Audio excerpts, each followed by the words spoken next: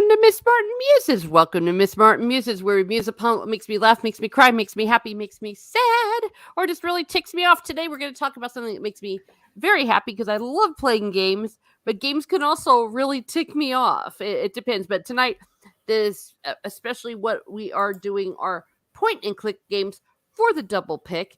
And before I introduce my guest, I wanted to remind you all that you put your picks too. We're going to two picks, 2 point and click games, and we will discuss them.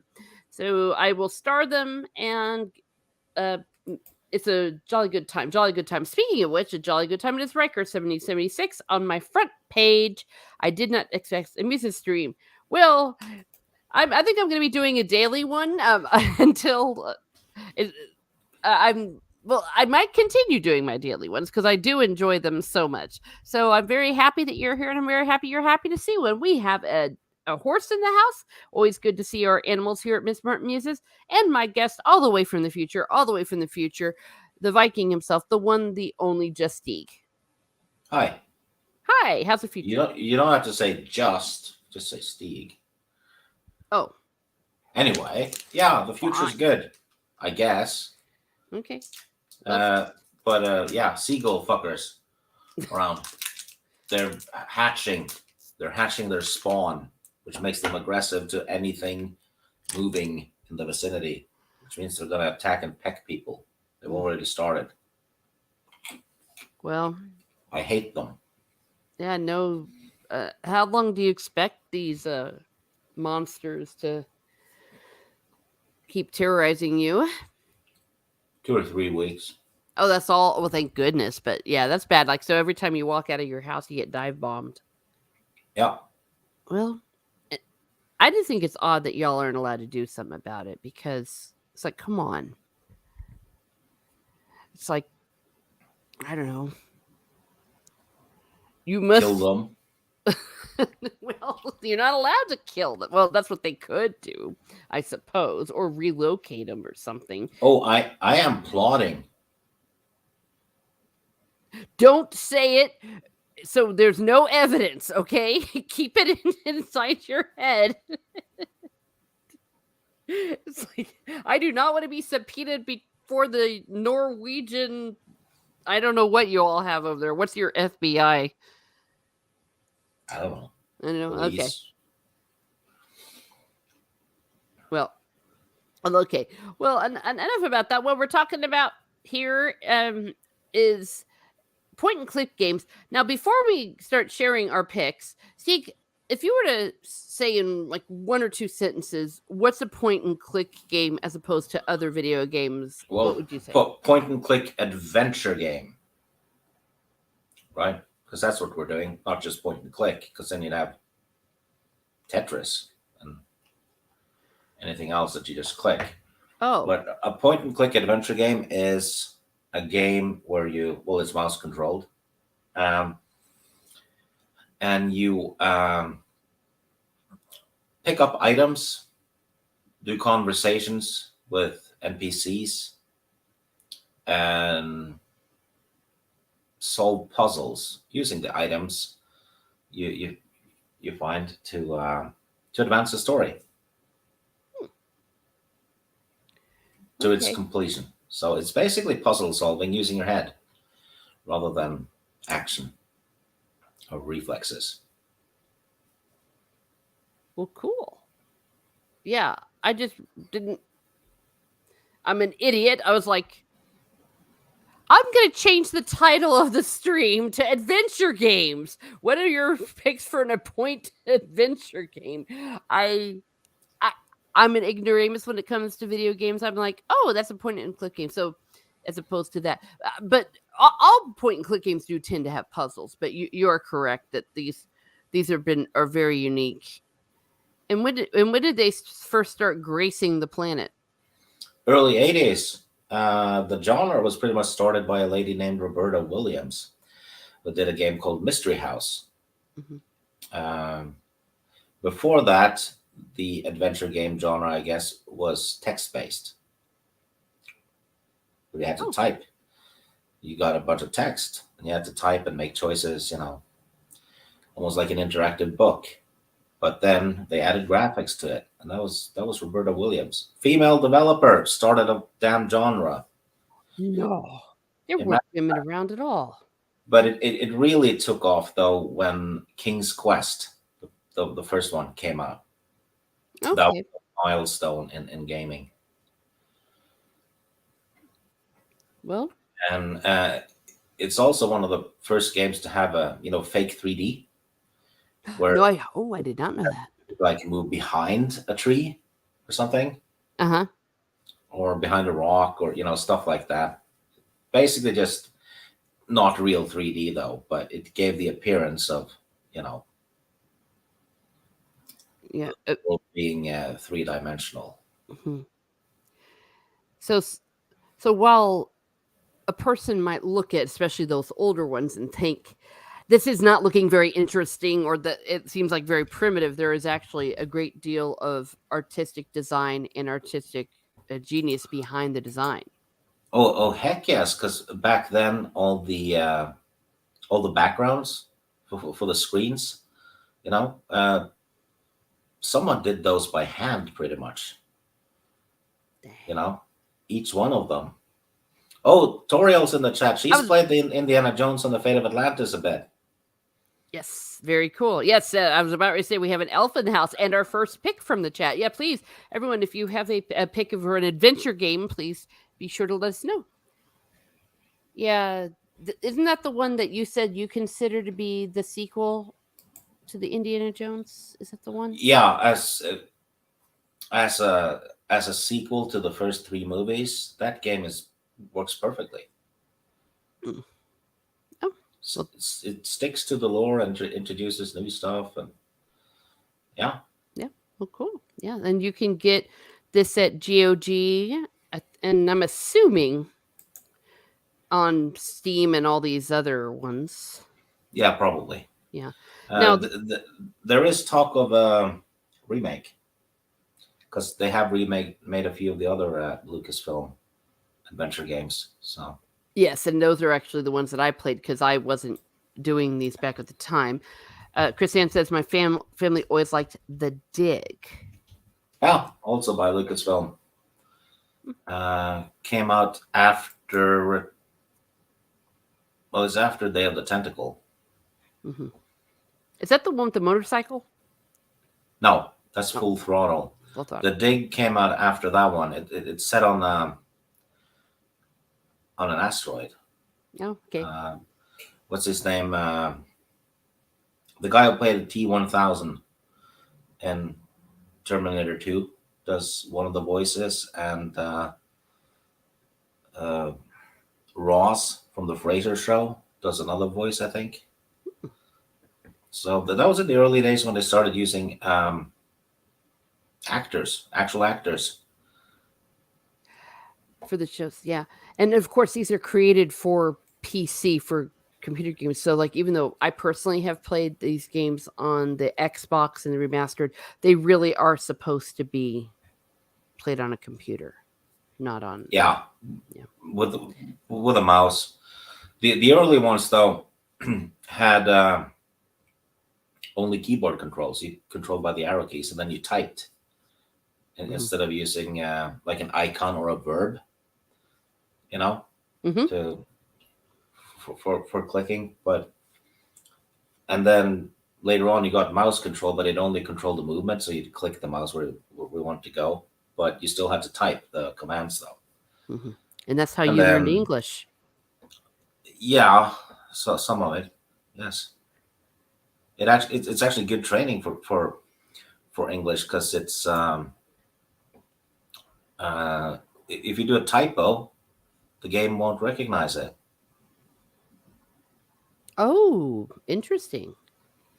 And yeah, so you really had to be on your game. Well, there you are. See, that's what they should do. They should get out those old point and click games for English as a second language. And just as we said that, she brought up Full Throttle.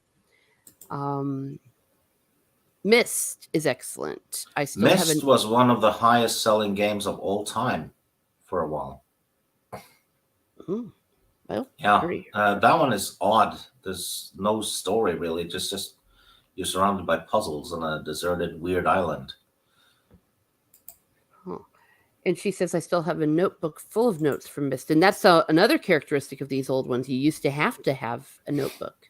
Yeah, for the role playing games as well, because the games didn't have a journal, an in game journal, Mm-hmm. and most of them didn't even have maps, so you had to draw maps, Wow. which it makes it interactive, doesn't it? Because Mm-hmm. it's like you're doing what the character would do, you know? Yeah. That sounds like fun. And that sounds also frustrating because I'm such a wimp. I'm one of those that cuts corners. I like the new easy stuff, but I can definitely appreciate that. That is very clever. And Mr. Roy, he says his favorite old adventure game, Snatcher on the Sega CD, one of the first games made by, I can't pronounce it. Are you familiar with that? Never heard of it. Oh, okay. Well, maybe something to look up. I bet you it. Again, a lot of these are on GOG. Woof woof, Mrs. Muses, Steeg, and everyone. Yes, we have a doggy in the house. We have a doggy and a horse. We love it. And yeah, they're good point. And this is something about all of these games. They have good music. Full Throttle has good music too, says Hound 3000. Yeah, Yes. a heck of a lot of them had a solid soundtrack that was very atmospheric as well, and they kind of had to do all that stuff because most of those games were not that replayable. Mm-hmm. Because once you've beaten them and you know how to solve the puzzles, you can play through them in an hour or two. Because Yep. this was before the internet, so the game length depended on your thinking, you know. Yeah. And usually, when you got stuck, it was something obvious that you missed. Yeah. Speaking of Or one with in the case of the Sierra games, it's because you didn't pick up something early in the game, and now you're stuck permanently. So you need to restart. But the Lucasfilm games didn't have that though. They were better designed, but part of the fun with the Sierra games though were that the way you died, because the game would actually mock you as well and do like oh. grim puns and all kinds of stuff. So it was great fun. Well, speaking of a point and click adventure game that has some very fine music, is my first pick, and it is Monkey Island. I mean, this is I went the only picture I could actually find that didn't have the modern picture on there. So I would say just like all of the Monkey Islands, but definitely for the first and the second one. And it is so much fun. I played that on the piano. I need to send a recording. I figured out the Monkey Island theme.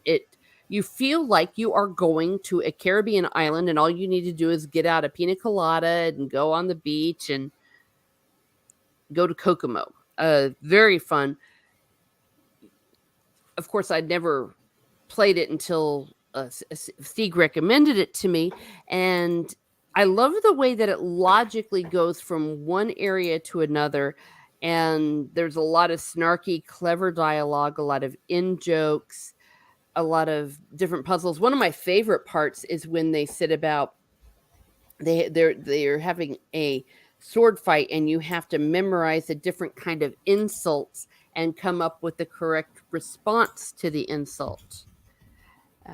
So this is a really good one, and it is also the plot, as I learned later, is the Pirates of the Caribbean, or rather, the Pirates of the Caribbean stole the plot or transformed the plot because it is this goofy little character Guybrush Threepwood is on this island, and there's some undead ghost pirates, and they have to break the curse. That's part of it. And there's, instead of the governor's daughter, it's a governor.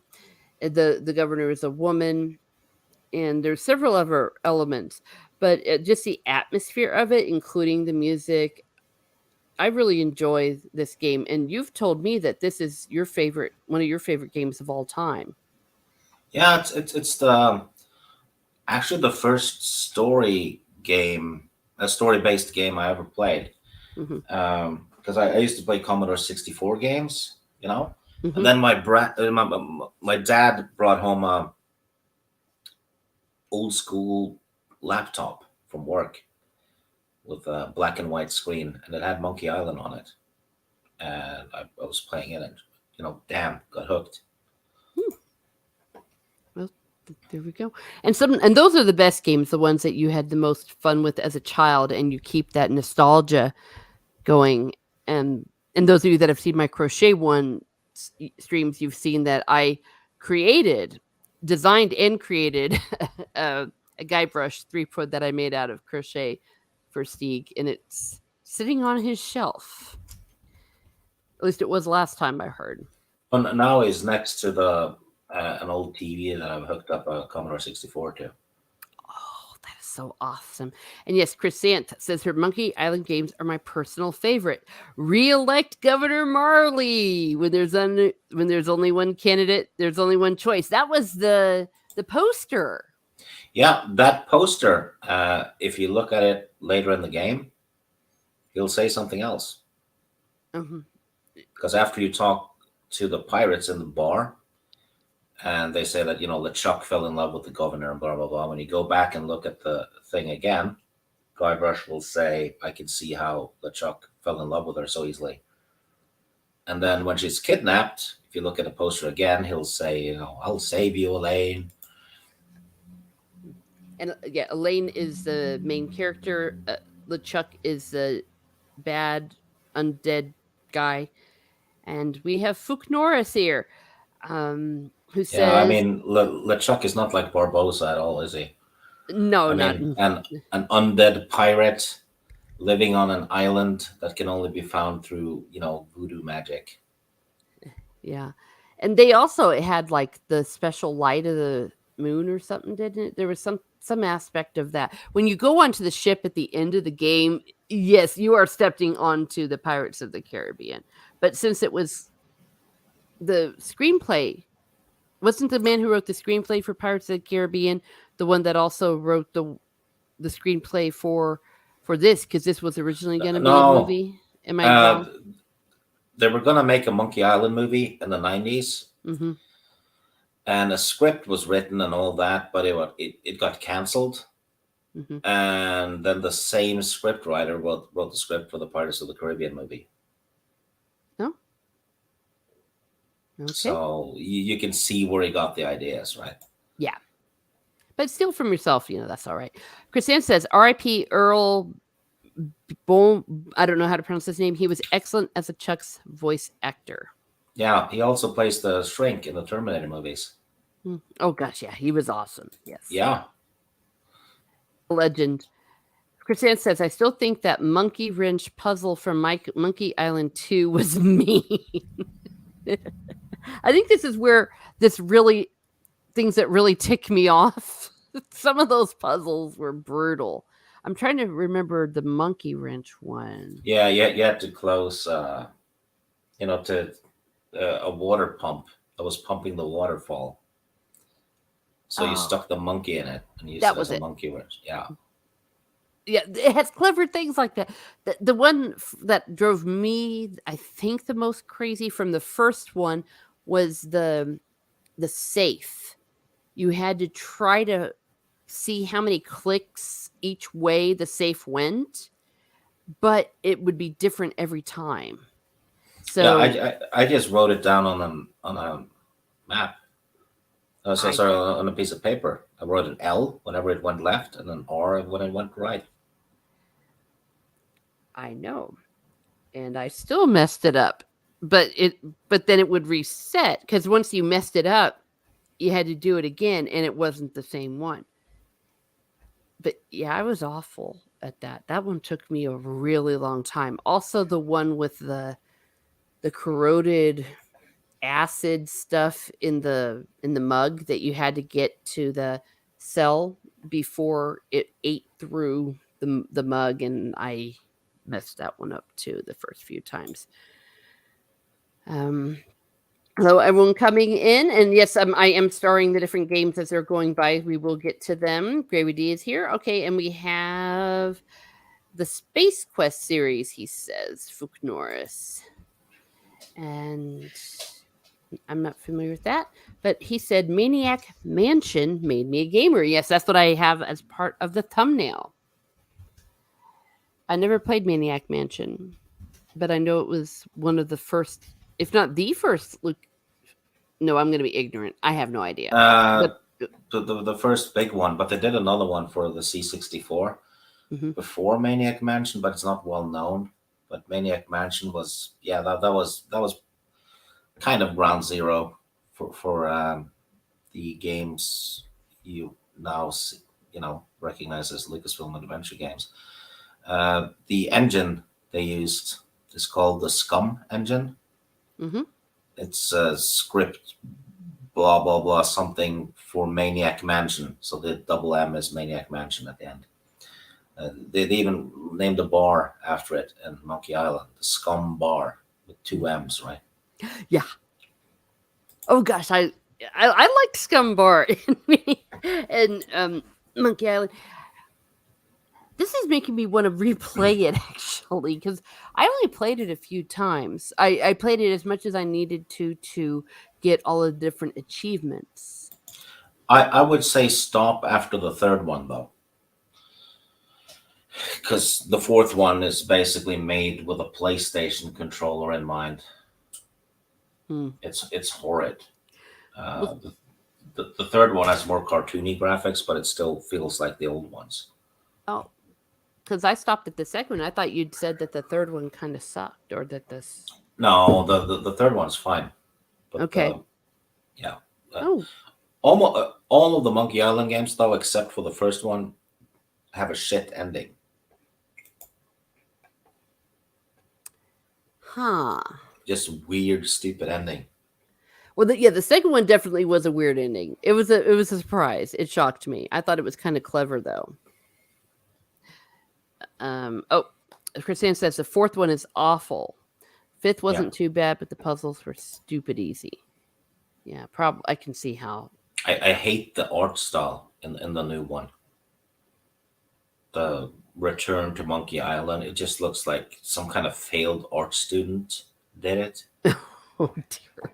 Yeah, it looks like some generic shit you'll see on Cartoon Network now or something, some low effort stuff, Mm, you know. But if people like it, then great, you know. yeah, it's there was an era though that will never get back of this kind of innovation and skill, and of course the recent Lucasfilm doesn't have a lot of creativity to what they have. Well, the fake Lucasfilm. Um, how much was George Lucas like involved in the actual evolution of these games, or was it just more? No, No, he would just had his name to it and yeah, he owned the company. he owned the company. Yeah, so it was something he liked, but he didn't actually do. Hello, Jacob. Thank you for being here. Good to see you. I'm excited about talking Master Magician tomorrow. It's going to be some very good, very very good chapters to discuss. Never even played the newest one, says Chrysanth. Were they trying to be quote unquote artsy? Yeah, Possibly. Yeah. Yeah, probably. Yes, and hello, Gravy D. And everyone coming in, please be sure to like, share, and subscribe, as well as tell us your pick for an adventure game. I promise I will change the the description. I went too broad as usual. But I'm glad actually that you mentioned that, Steve, because that means we can do some of the ones another time, because I like the mystery ones a great deal. The ones that are like books. yeah. Well, I think the Poirot one you got is probably that counts as a point-and-click adventure game. Yeah, point and yeah, that's what I'm saying. Is a different genre. Yeah, so yes. Well, you got me the Poirot book. I did. Yeah, it was when I was never mind what I was doing, but when I got home from the hospital, I that was waiting for me. You it was the ABC Murders. You do not remember the good you do, sir. Oh, yeah, no. Yeah, because I Well, love Poirot. Yes. So that's a different kind of mystery, and I like some of the other ones. I always say though, I while the ABC Murders point and click Poirot is really, really good. Don't play it until you've read the book, because of course the book is so magnificent. You don't want to have your first experience be that. So let's see. All right. So that is my first pick. And Steeg, it is time for your first pick. Tell us about King's Quest 6. Well, it's number 6. And the biggest as well. Follows the 5th one, story-wise. And you don't place the king, you place the prince. Prince Alexander, voiced by Bobby Benson of Beauty and the Beast fame. So this game had voice acting. Basically, he has fallen in love with a princess from another country that he was kidnapped with in the 5th game. And Daddy had to save him. So he uses a magic mirror to try and find out where she is, and travels on a ship to a place called the Land of the Green Isles. And naturally, the Green Isles is in trouble. You know, the king's advisor has killed the royal family and is keeping the princess captive. So you have to, you find a magic teleporting map so you can go to different islands, and then kind of like Monkey Island 2, right? Mm-hmm. You'll find something on one island that you use to solve a puzzle with on another island. So it's similar to Monkey Island 2, but the King's Quest games are more fairy tale linked. So you'll find huge references to fairy tales in them, and in this one there's an Alice in Wonderland reference, and a Beauty and the Beast one, which is ironic given the voice actor. Yeah, Robbie. He encounters the Beast. That's hilarious. Yeah, and but with Sierra games though, you die often, brutally. Uh-oh. Yeah, make a mistake, you die. And this game though has several endings. It has a missable great ending where everyone's happy, and then you have some mediocre endings and different ways to do the final problems in the game, and great graphics in it, actually. Most excellent. And look at the bottom of the box, Roberta Williams. She got to put her name on the boxes because it was so good. It was a selling point. Female developer in the 80s and 90s. Game journalists keep, ignoring that huge fact. Yeah, and not only is she headlining this game, didn't she have an award named for her? No, she won. They started doing almost like a lifetime achievement award thing. For game developers, she was the second one to win. I think Richard Garriott, won the first one. Richard Garriott, who is someone I never even heard of till recently, and I read his book, An Amazing Mix, and he did Ultima. Is that? Yeah, and that counts as an adventure game, I'm assuming, or maybe not. I don't know. Role-playing games. Okay, role-playing. My fault. Yeah, I am not a gamer. I don't pretend to be a gamer. I just like to play games every now and then. But this whole thing about Chris Ant says save often with those old Sierra games. I'm thinking that these are. I would not be a pleasant person to be around while trying to play some of these. I think because I don't like to die and I get frustrated and all that good stuff. Air today, gone tomorrow. I like that kind of stuff. Okay, Fook Norris says King's Quest, Police Quest, and Space Quest are all great. Are those all tied up, or it just happens to have the name Quest in it? It's Quest, but it's you know what you get, right? If you play King's Quest and then you go, oh, they have Space Quest. It's pretty much the same type of game, only in space. And Police Quest, you play as a cop.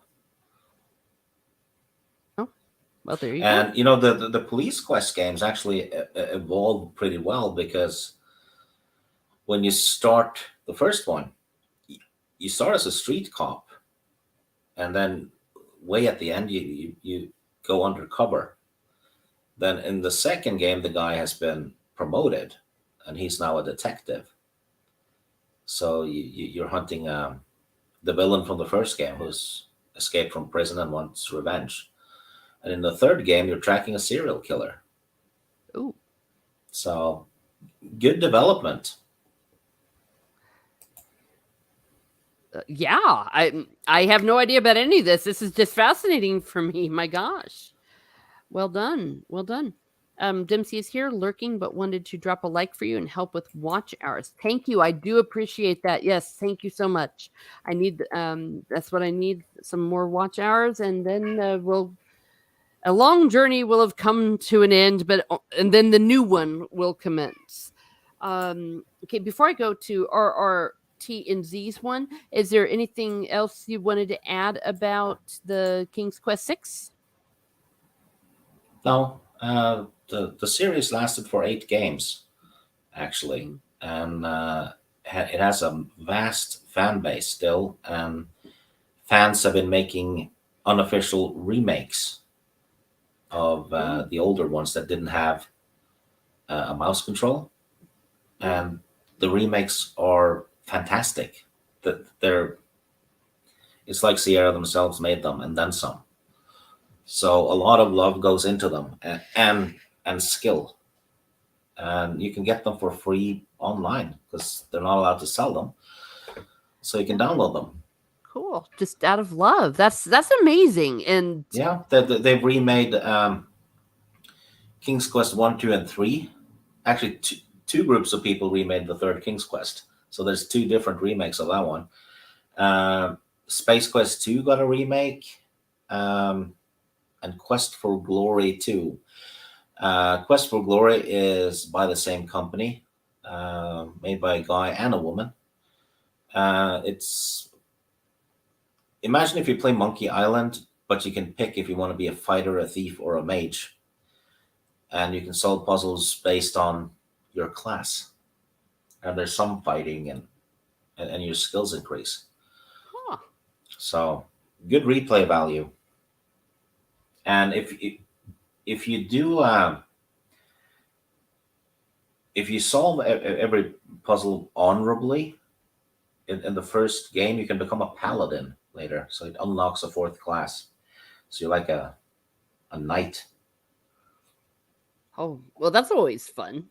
Mm-hmm. Yeah, we always want to be a knight. Well, I don't want to be a knight, not in real life, because I'm a girl. Jenny Greenwood, I'm not familiar. Is that a developer? Could be. I don't know. Yeah, I don't know. Thank you, Sean Sue, for being here. And let me first get to, let's see, our RRT and Z's. I'm going to go really retro. Nothing wrong with that.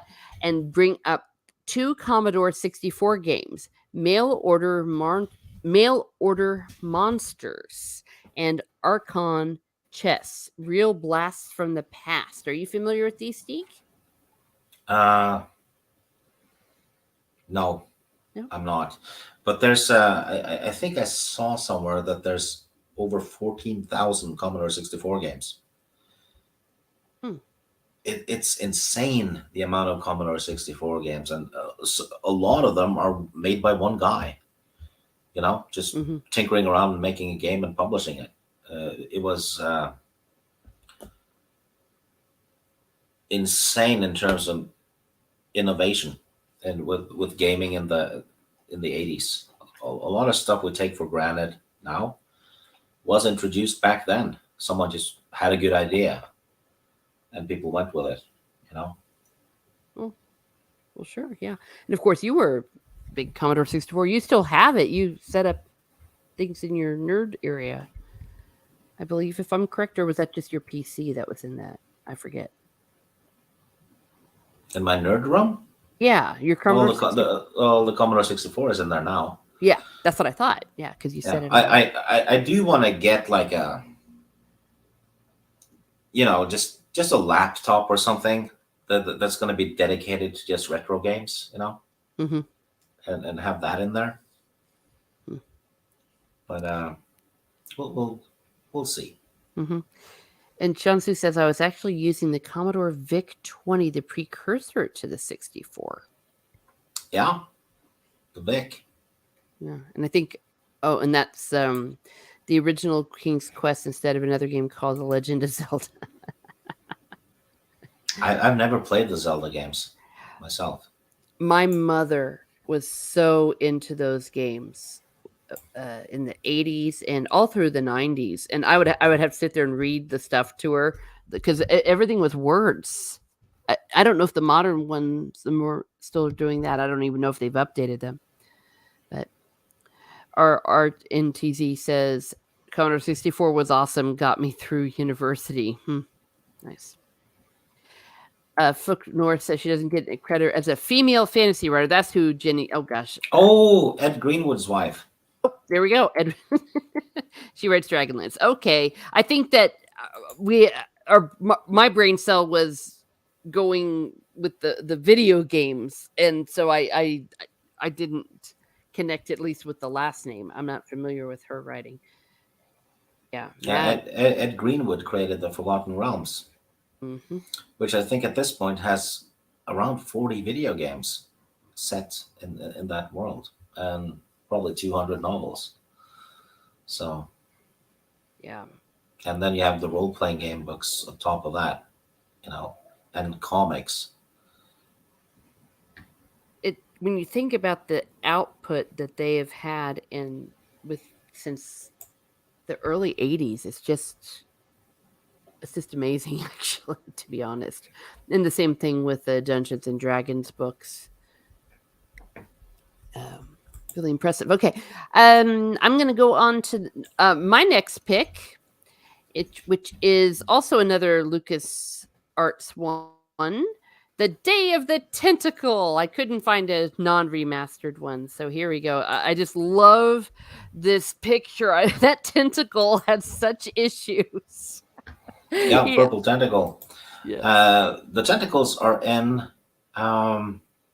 Maniac Mansion as well, because the building you're in this game is the Maniac Mansion, basically. Yeah, and there's a really wild thing in this remastered one where there's a computer PC, an old-fashioned one there, and you can click on it, and then that'll take you to play the old version of Maniac Mansion. I think that was just really cool. I didn't take advantage of it, but that was a lot of fun. And of course, the whole premise of Day of the Tentacle, there's some tentacles, and they get into some like nuclear waste, and then they're going to do like world domination. And there are 3 of the stupidest people who ever lived that they try to get into this time machine, and they go into one goes into the future. That's Laverne. Then the other one is in the present, and and Hoagie, the big guy, he is in the past with George Washington and Thomas Jefferson. And he chops down the cherry tree. I mean, just all sorts of clever stuff. And this one, I think, more than in Monkey Island, or maybe it was just seemed like it was more linear because of the time travel, the cause and effect of every single thing you did. Like they had to get Betsy Ross's flag from the past to put it up on a flagpole so that it would be there in the future. So it could be used for something else that you needed to continue the other part of the game. It was so much fun. And of course, I'm looking at this tentacle and those big eyebrows because I had made Stieg, a tentacle, and I had to embroider the eyebrows in and have the arms and everything. So I am intimately acquainted with this tentacle. Every time I've recommended this game to people, they think it's some kind of anime tentacle porn thing. It's not. That's what I thought at first. I'm like, damn, the tentacle, what the heck is that? Yeah.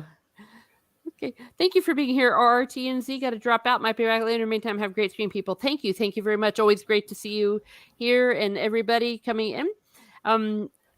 Crescent says that in sequence of Day of the Tentacle scared me as a kid. I was scared of being squished while being shrunk.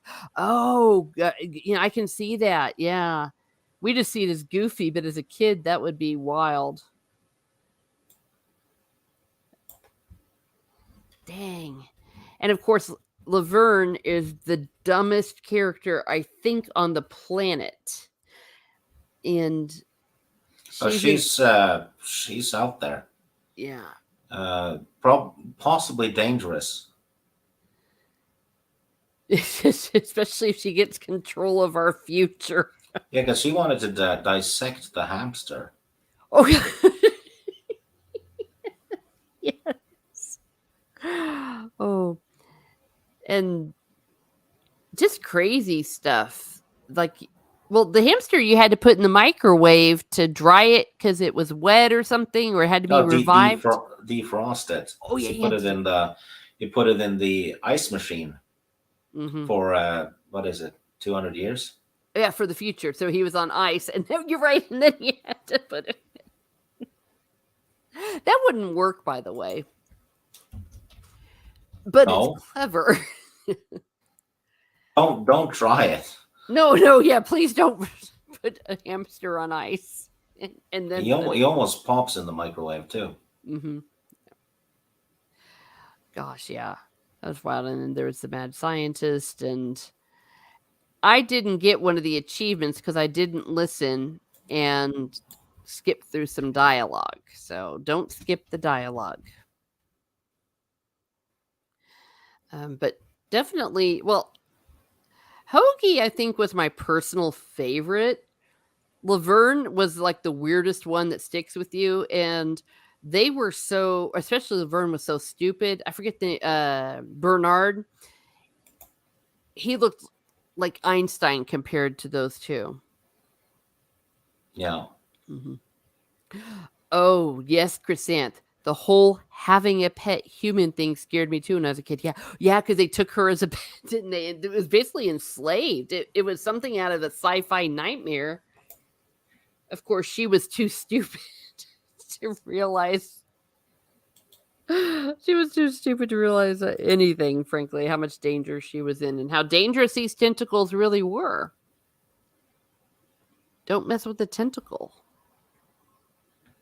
Or the tentacle will mess with you. Oh, yeah. Fuknor says, in Maniac, it explodes in the microwave and the stain remains the entire game. Oh. Yikes. They probably wouldn't be allowed to do that nowadays. They'd be afraid that some animal rights group would protest it and they get canceled. No, but this is a clever little game. And well, there are some aspects of it that are a little complicated. Like you may not know what you need to do next.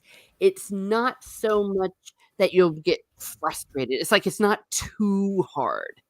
It's doable.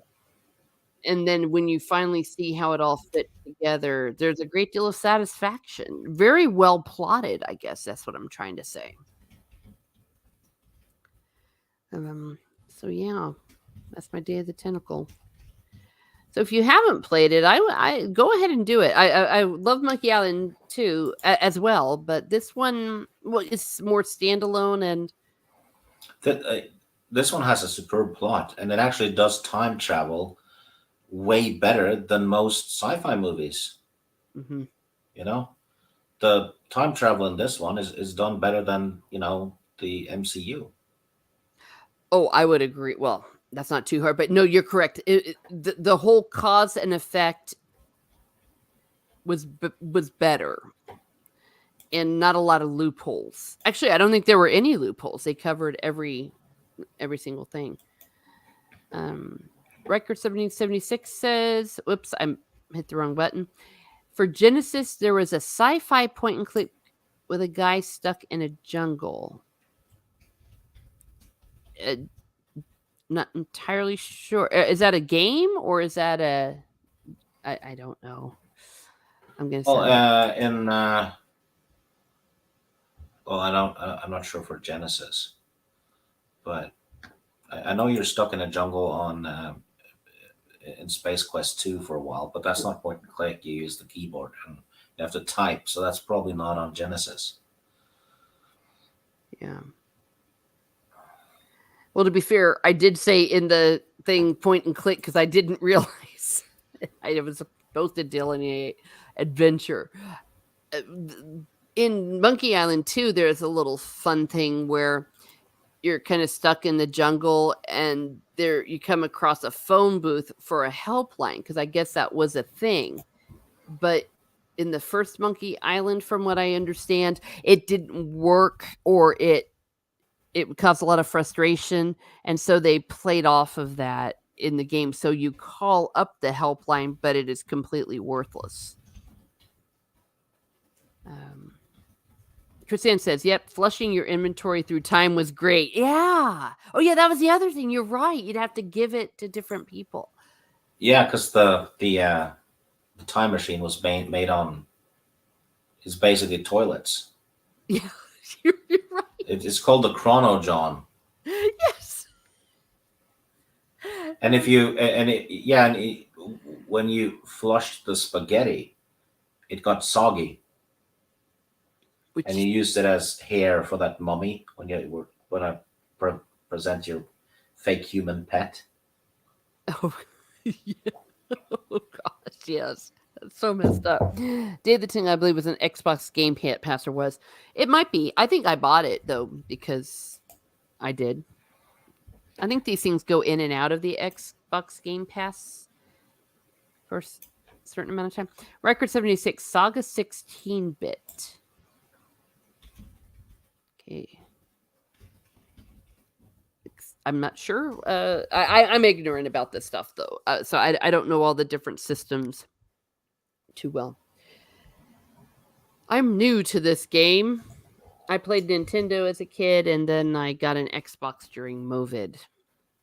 All right, so that is my second pick. And remember, I want to remind everyone coming in, if you have a pick for a point and click adventure game, please go ahead and do so, and I will get to it. Or if I need to be, I'll star it, so I'll get back to it. So we want to share, because I'm hoping also that people coming in and listening on the replay will go, oh, I've never heard of that. Maybe I'm going to go play that. And you will have hours of entertainment. And good entertainment, not crap entertainment, because we don't believe in crap entertainment here at Miss Martin Muses. I'm going to go ahead and move on to Steeg's second pick, and his second pick is none other than this nutcase. Yep, Leisure Suit Larry 6. Shape up or slip out.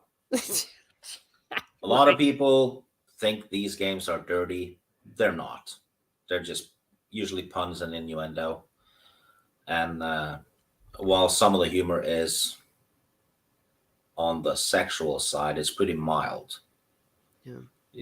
There's no nudity or it's not even lewd at all. Yes, the women look great and all that, but yeah. Larry's basically a loser, but he's nice, he's kind, and he does anything to try and get into, a relationship with women or get into their pants. And it always fails miserably. He gets royally humiliated every time. And the creator of the game got stick, because people say, oh, yeah, Leisure Suit Larry is sexist. And it's like, no, it isn't, because the women always win. He loses. Mm-hmm. So it's actually more feminist than anything. Yeah, the whole white man buffoon thing. Yeah, I think the word I would describe Leisure Suit Larry would be naughty. Yeah, it's not naughty humor, but not. It's not a porn game or anything. Yeah. I mean, nothing Sierra wouldn't have released it if it was a porn game. Yeah. Sierra was pretty much a family-friendly company. Has there been any pushback in this day and era of cancellation?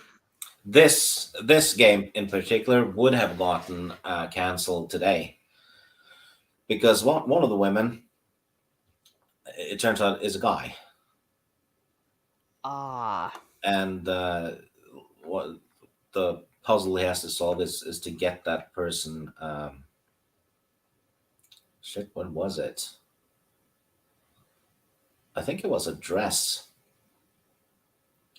and then he goes on a date at the beach with the person, and you get the romantic music from 10 with Dudley Moore, and the lady stands up, and there's a bulge on her dress, a huge bulge, and he tries to crawl away, and she follows, and it's fade to black, and he wakes up on the beach. So Wow. yeah, That would be on so many different levels. So he got kind of. I mean, no, that's not being me too'd. He was Weinsteined, I guess. I don't know how no, you he'd say. gotten cancelled for transphobia or something like that. But in the game, it was funny. It's just Oh, I know. I was just trying to think of Leisure Suit Larry, like what happened when it faded to black. I was trying to think of a euphemism and I failed miserably. How naughty is naughty, says Hound 3000. Well, I think, yeah, Skeeks just told you a little bit. I mean, my gosh. yeah. And there's in the first game, you can rent a prostitute, and you have to. You don't have to sleep with her though. You basically need to get into her room to get an item. But if you sleep with her and you're not wearing a condom, you die from STD. Cause and effect is brought to a whole new level. Yeah. Yikes. This makes sense, Chrysanth, especially back in the day before when parents were parents. I was not allowed to watch my dad play this game. He thought it was hilarious, though. Yeah, of course. Yeah. So yeah. Well, that was kind of the sales pitch they did. It's like, yeah, this is the game you don't want your parents to know you're playing. So they just amped it up as a sales pitch, but it's just humor, and it's it's basically having a go at the dating scene and all that in the 80s. Yeah, and probably a lot of these things, if you were a kid, you probably wouldn't even have gotten it or understood it. I mean, even this title, Shape Up or Slip Out, I wouldn't, that would have gone right over my head as a kid. But, I mean, look at that. He does look like a bit of a loser, though. Well, I guess that's the whole Leisure Suit Larry. Like the thing there, though, is in Larry 6, he loses at a dating show on TV. So he gets the consolation prize, and he gets to go to La Costa Lotta, which is a health resort. And he's like, oh yeah, all kinds of women. This is going to be great. However, it's a health resort. The women there are bored out of their minds. So you have to like help one of them get beer, because they're only serving, algae and shit like that. And one of them has as you can see, it's a bungee jump. They have a bungee jump over the pool, which is sky high, like hundreds of feet up. And you need to get the key to it and sneak in there at night with the lady. And she wants to have sex while bungee jumping. And he gets undressed, trips, gets his leg hooked up in the bungee cord, and screams and bounces up and down in front of all the hotel windows, in front of all the other guests. And they put up spotlights and aiming at him and shit. So he gets royally humiliated. It's stuff like that. In no way is that pervy. No. It's silly. Yes, it's silly. It's a bit naughty. But it's a heck of a lot of fun, though. I mean, it's something you'd see in a movie. Someone being naked and bouncing up and down a bungee cord in front of every damn guest at the hotel. Waking them up and stuff, and he's right in front of the window going up and down. Yeah, I know exactly what you mean. Yeah, that physical comedy. So if it was a real actor doing that kind of stuff. And Larry never gets the girl, or does he? As far as I know, he doesn't. Don't they always kind of outwit him? Yeah, they basically use him. Mm. One of them, you have to. She has really wide hips, so you have to do the liposuction machine on her.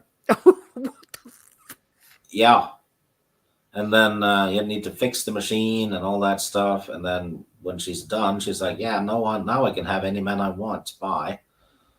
You know. Yeah.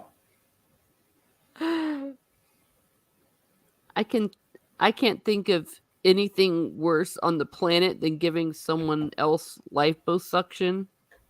Yeah, and another one is she wants to sleep with you if you bring another woman. So you bring another woman right into the sauna, and then they pour water on the rock thing and Mm-hmm. steam it up, and they leave them because Oh, they just go lesbian and they don't need them, so they just leave oh, them.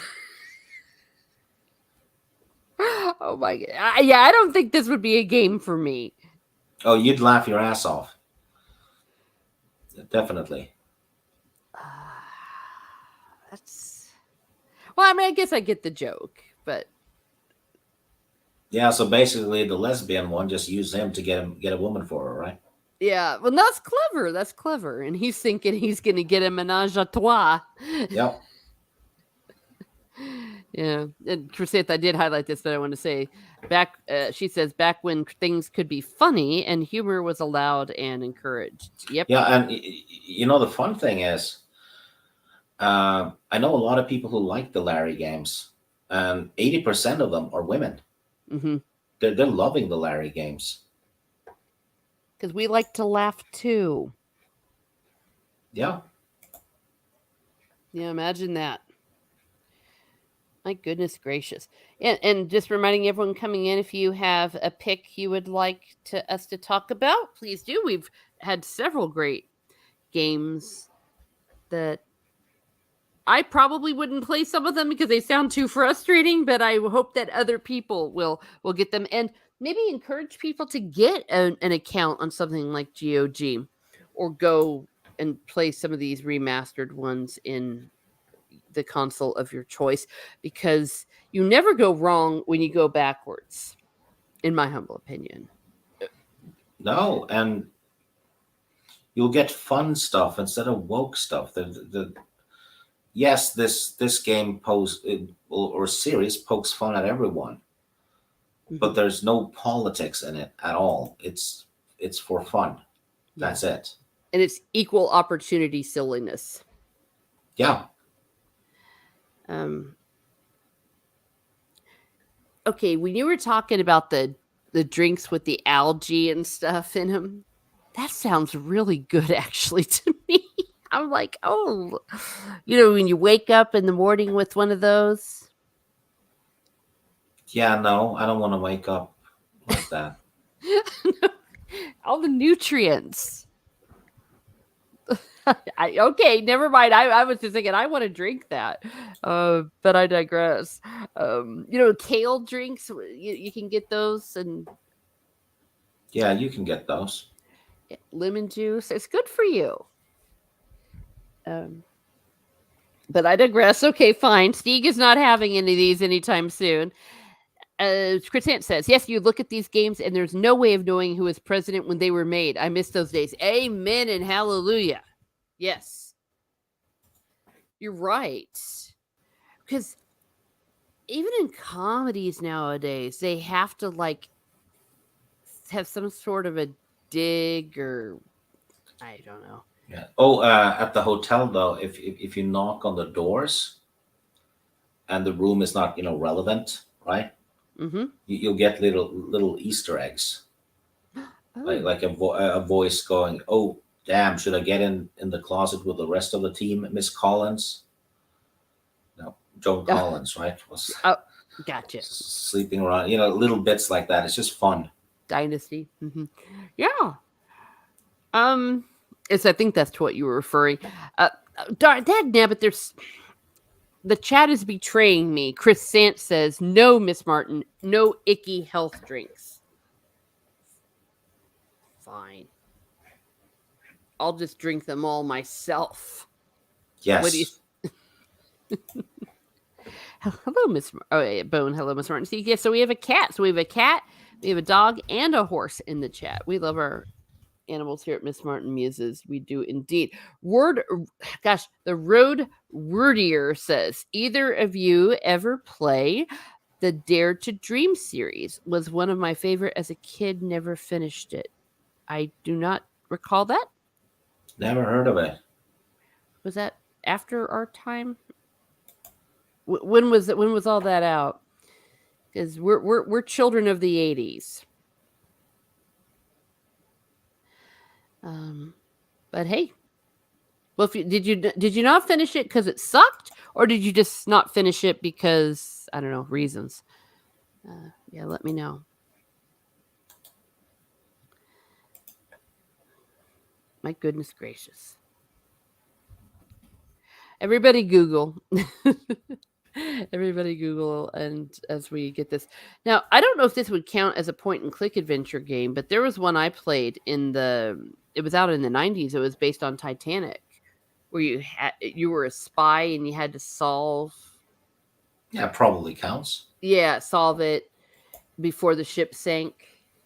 Um, I remember I enjoyed that game more for the fact that you could like play around inside the Titanic. It was one of the first games I've ever played where it like is an exact replica of it. I wouldn't call it like open world. That's not the right idea, but just the Open idea that ship. that you could play, but you could play like inside something that looked exactly like the way it was.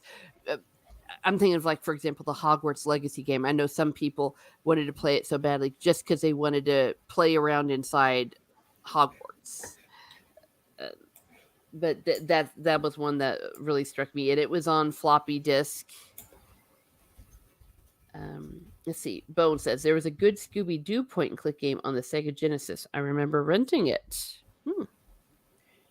And speaking of which, back in the day when we would rent games, Blockbuster would rent. You could rent a video game from Blockbuster.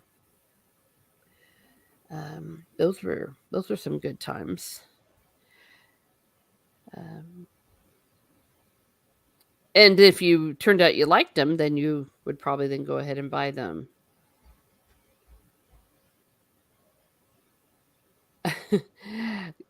All this drug stuff is coming up as I'm trying to Google this Dare to Dream. It's like it's trying to autofill. There's a looks like a movie. I don't see a video game. Oh well. Always good though. See. The Road Runner said it was an early 90s game. It was good. It was one of those puzzle games where you search for items and have to give them to certain characters to proceed. Could never find the last item though. Oh, okay. Oh, that was kind of very similar in a wild, wacky way to the Day of the Tentacle. Yeah, seventh Larry game, which is actually the sixth, because the guy said he would never make Larry 4 after he was done with 3. Then he's like, shit, I want to make another one. So he made Larry 5. So he skipped 4. But Larry 7, though, takes place on a cruise ship. It's called Love for Sale. The Love Boat. Yeah, and he's for sale, right? Yeah. Oh, God. Oh, why does it always take me a while to get these puns? I don't know, but I that one don't. has a great cast though, which is kind of based on famous people. Mm-hmm. You have a character named Drew Barrymore, and another one named Doomy Moore Oh. instead of Demi Moore, Oh. and yeah, Jamie Lee Curtis. Oh And no. yeah, and Victorian Principles, because Victoria Principal. Yeah, that's actually kind of a clever one there. Yeah, I seem to remember she was a strict bitch, the character. Mm-hmm. So you basically try to get laid on a cruise ship. Not unlike one nowadays. The jugs instead of the jets. Oh dear. Boom. Yeah. Oh, well, there you go. I mean, actually, the one that still gets me is the Jamie Lee Curtis. That one is pretty. That's a good one. And do me more. Yep. And Drew Barrymore. Yeah. Well, I don't want to do too much commentary on Demi Moore, but I guess it kind of turned out to be a little true. They were gonna do another game, but it was gonna be set on a space station. It was gonna be called Lust in Space, Oh, fun. but it never happened because Sierra was sold to Activision, and it's all gone now. Really. Oh, that's unfortunate. Well, those were the good old days for sure. I'd like to throw this to you or to the chat. Are there actually any good modern ones that you can think of? Oh, before I do, Yes. I want to acknowledge Chris Ant just a second. She says, "All right, I'm going silent now, leaving work now." Well, thank you very much. Still listening though, I do appreciate that. And here at Miss Martin Muses, we promote safety in cars, so definitely thank you very much. Okay, all right. So, Steve, what were you saying? Um, well, you asked if there are new ones. Yes. Okay. There's a company called Wadget Eye that are making games like these, and they're making them really well. There's the Blackwell series. I think it's 5 games. The story continues between all of them, and they released a bunch of other games too that are easily on par with the old stuff. Even though the writing is better, because now you can the storage space of the game is no longer an issue. Well, back then, every bit of dialogue added to the precious little space they had, right? Mm-hmm. But yeah, anything by Wadget Eye is great. Ah, well, you heard it here first, and thank you again, everyone coming in.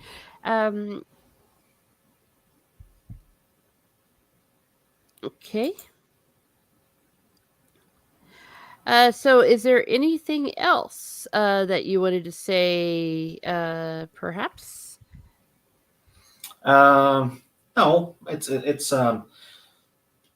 was a big genre back in the 80s and 90s, but it's sadly it's a niche thing now. Huh. Well, that's too bad. Too bad, because it was a good time, wasn't it? Unfortunately, yeah, that's just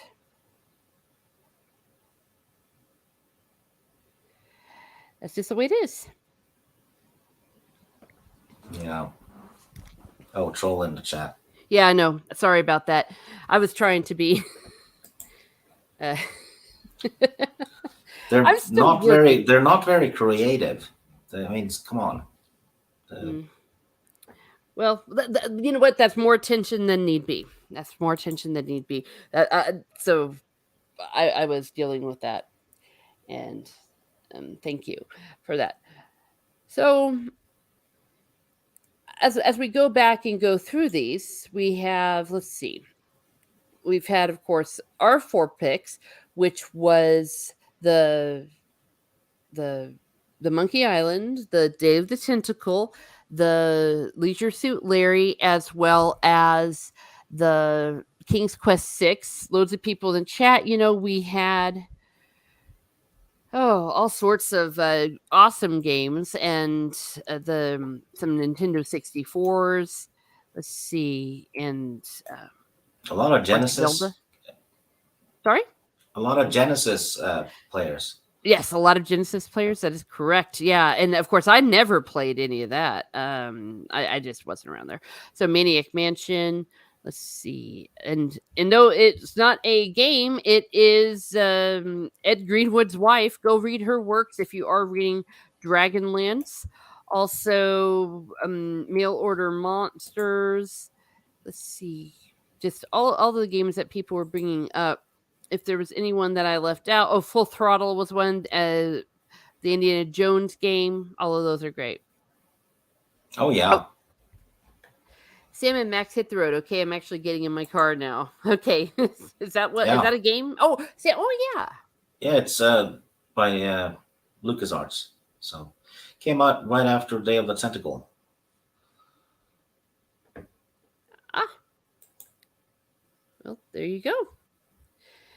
And of course, it's just very sad that the Lucas Arts didn't. How do I say this? Well, they discontinued even before Disney acquired it. Am I correct? Oh yeah, LucasArts was closed. No, I think it closed right when Disney took over, but LucasArts was not doing well. Maybe it closed before. Yeah, I think Hmm. maybe it might have been right before. But yeah, the LucasArts games were not doing well at the time. They were skydiving, Hmm. and I think it was Game Lord Dash or something. Just did a video of all the canceled Star Wars games that we could have had, but the guy running the game company made a heck of a lot of bad decisions. I mean, he kept canceling brilliant ideas. Wow, imagine that. Yeah, they were gonna do at least two sequels, I think, to the Call Katarn games, but they never happened because the guy canceled them. So that character was kind of put in limbo in the novels because there were games planned that would continue the story, but the guy kept canceling them, Hmm. which is odd because the fans wanted that. Hmm. They wanted the more Jedi Knight games or whatever. Yeah. Oh, we said his name and he showed up. Hello, George Lucas. Yeah, thank you for being here. Yeah, yeah. Always died on the plane part. Oh, I've not played it. Is that a difficult part, Steve? Uh, well, if he's talking, well, the plane that would be the Last Crusade, I guess. That had the plane part because I don't think there's planes in Fate of Atlantis. Ah, okay. All right, we heard it here first. Yeah. All right. Well, we're going to be going ahead and wrapping down this party. So please, everyone, last call. Oh, he did confirm Last Crusade. So last call, last call. If there's any picks that you want to throw out there, and double or otherwise, it's the guests always have at least two picks, but the chat you can have as many as you like. You know, because that's what we do here at Miss Martin Muses. um, just play. That's what I always say. Always play. Always enjoy. Always go out there, and you don't have to accept crap entertainment. You do not. And if you have a company like Wizards of the Most, and you don't want to give them money, in many cases you don't have to. If you can, try to go to eBay or thrift stores. There's several half price bookstores here in the United States, and and buy them there. Though I'll give a bit of a caveat. If you do want to buy the new stuff, even the stuff with Wizards of the Coast, like if you want to get the new R.A. Salvatore ones with the Dritz or the Dragonlance, also do that too. I mean, I'm not one to judge on that, but just encourage you that if you go to an old store, if you go to eBay, if you go to some of these old GOGs, or maybe listen to this stream, you will have recommendations that will last forever, give you hours of entertainment, and they won't frustrate you. Yeah, but the old graphics though can be off-putting to a lot of people. But um, once you play it for 10 to 20 minutes, you kind of climatize your brain to it anyway. Yeah. So you know um, you It's you'll you'll get used to it. yeah. To me, it's like watching an old movie with crap special effects, or like just really bad sets or something that looks like it could have been filmed with your old video camera, the way some of those 70s and 80s BBC Jane Eyre things were. After you get over it, if the story is good, if the acting is good, or if the game is good, the you get over it because you're just so brought into the material. So I've never been one to be too off, but I mean, I like a good video game or a good graphic video game as much as anybody else. Like, I must admit, there have been moments when I'm sitting here playing The Witcher, obviously not a point and click, but The Witcher 3, it's breathtaking, like literally breathtaking. So I'm not to say that I'm not for really good graphics, but some of the first games I played when I was a kid were basically stickmen, you know, and on a background of blue or background of green. It didn't have to be that fancy. All right. So as we're winding down, I want to, of course, thank everyone that's been in the chat: George Lucas, Road Warrior, Chris Sant, let's see, Hound 3000, Bone, Fook Norris, whole bunch of other people. And if I missed you, it's not intentional. It's just that it moves around very quickly, and sometimes it's hard for me to get back to thank everybody. Riker 7076, Orin T and Z, Sean Sue, and Steve. Tell us where we can find you. Right here tomorrow. It is true. The penultimate episode of our book stream. Yep. One more to go. If I might say this, the chapters that we're doing are so badass.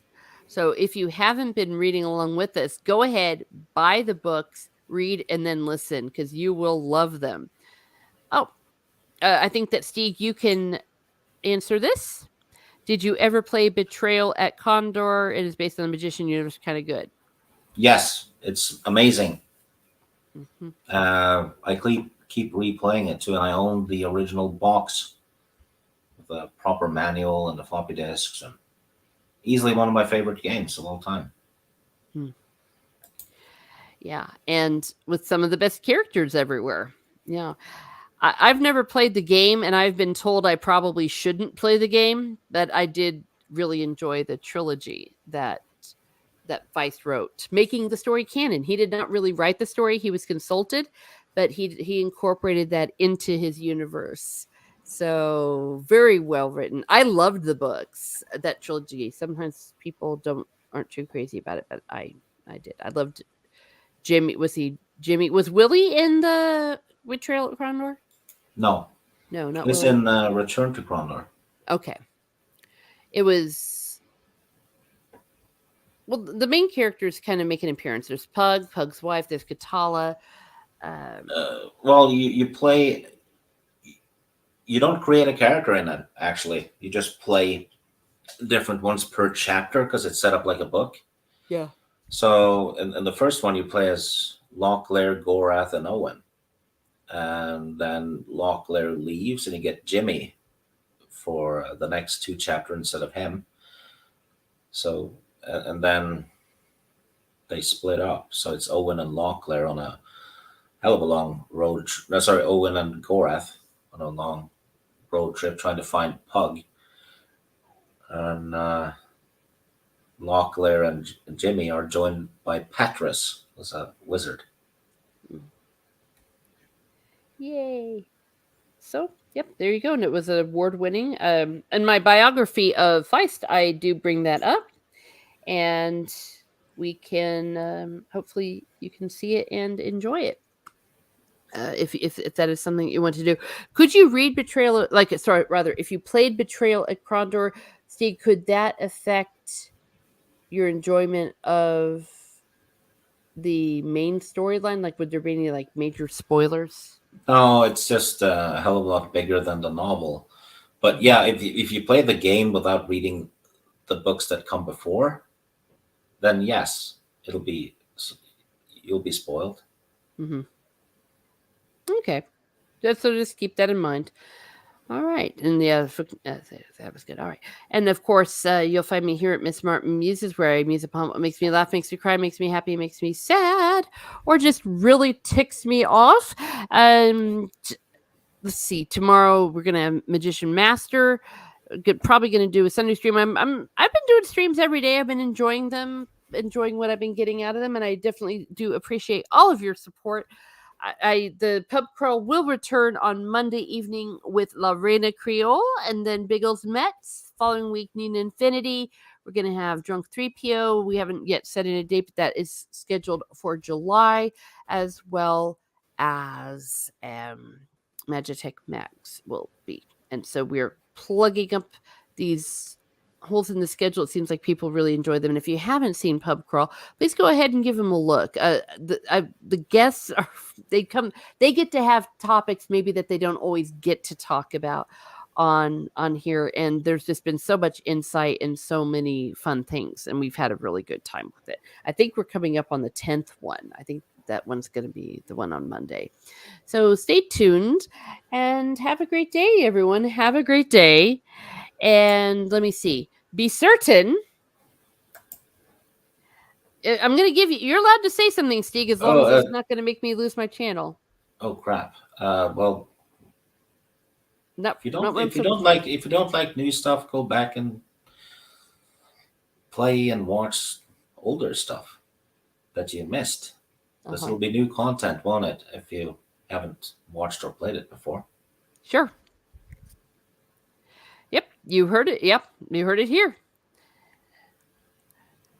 Thank you for behaving. Be certain also to do exactly what Steve said and play an old game. You will never be disappointed.